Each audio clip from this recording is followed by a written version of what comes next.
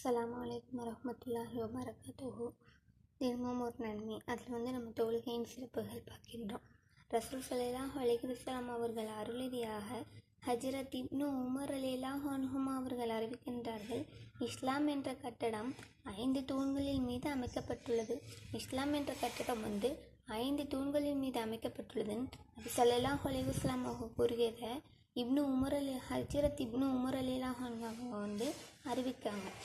அதில் ஒன்று லா இலாஹ இல்லல்லாஹ் முஹம்மது ரசூலுல்லாஹ், அதாவது வணக்கத்துக்குரியவன் அல்லாஹ்வை தவிர வேறு யாருமில்லை, முகமது நபி ஸல்லல்லாஹு அலைஹி வஸல்லம் அவர்கள் அவனுடைய அடியாரும் திருத்தூதனமாகவும் இருக்கின்றார்கள் என்று சாட்சி கூறுவது. 2. தொழுகையை நிலைநிறுத்துவது. 3. ஜக்காத்தை நிறைவேற்றுவது. 4. ஹஜ் செய்வது. 5. ரமலான் மாத நோன்பு வைப்பது. விளக்கம்: இந்த ஹதீஸில் குறிப்பிட்டுள்ள 5 விஷயத்தில்